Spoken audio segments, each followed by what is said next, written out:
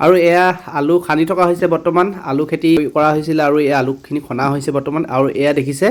যিমানখিনি দেখিছে আপোনালোকে মোবাইলৰ স্ক্ৰীনত গোটেইখিনি আচলতে খানিব লাগিব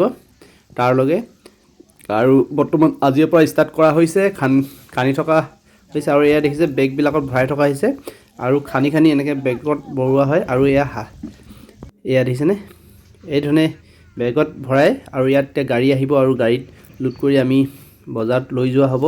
এইখিনি হ'লচেলত আছিল আমি বিক্ৰী কৰি দিওঁ আৰু যদি ডিব্ৰুগড় বা তিনচুকীয়া বা চাবুৱা এইখিনি মাজত যদি কাৰোবাক লাগে দৰকাৰ হয় আলু তেনেহ'লে আপোনালোকে যোগাযোগ কৰিব মোক কমেণ্ট বক্সত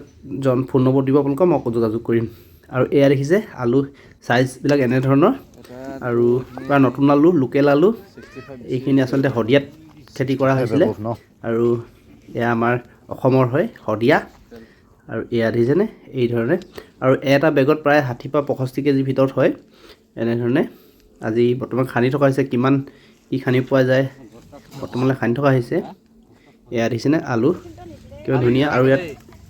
আপুনি গেলা বা কিবা এনেধৰণৰ নাপায় আৰু আলু চাইজ দেখিছে এইখিনি আধা কেজি এটা হৈ যাব ধৰক এনেধৰণৰ চাইজৰ আলু ওলাইছে আৰু এয়া দেখিছে প্ৰায় 750 গ্ৰামমান চাইজৰ আলু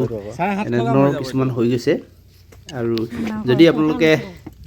আলু কাৰোবাক হ'লচেলত লাগে আপোনালোকে যোগাযোগ কৰিব ধন্যবাদ আজিলৈ ভিডিঅ'টো ইমানেই